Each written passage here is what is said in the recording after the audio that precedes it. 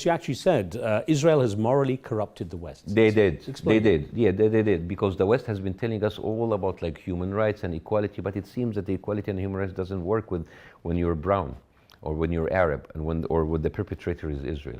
So this look, and it's very easy. Like look how people like reacted when Ukraine was bombed, and how people. But of course, like you cannot compare Putin with Hamas, because listen, if ISIS itself was in Gaza, there is no excuse to bomb, to kill 30,000 people and injure 70,000 people. There is no excuse. And there is no excuse to telling that you are clearing, because those 30,000, those 100,000 killed and injured, they have family and they have people. What you have done is just creating 100,000 Hamas fighters. I'm going to get onto that in a second, but one thing that is interesting is the development of how more and more as this conflict prolongs between Israel and Hamas, is that it's portrayed as a Jewish-Muslim conflict, and the whole issue that it's essentially founded in a land issue has been lost. This has been the propaganda used, is like Islam against Judaism.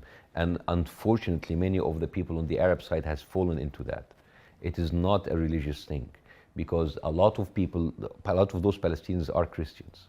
And a lot of the Jewish people who lived in the Arab world, they lived in a much better place, and they were treated much better than they were treated in Europe. And a lot of those Jewish people escaped from Europe to find refuge in the Arab world.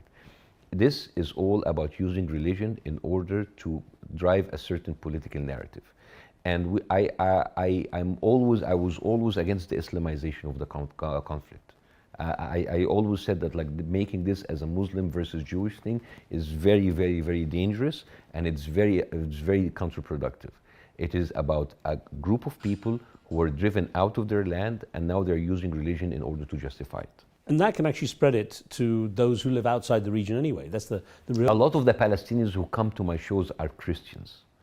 And a lot of Egyptians and Arabs who come to my show are Christians. They're using religion in order to make this as a reductive conversation is very, very, very dangerous.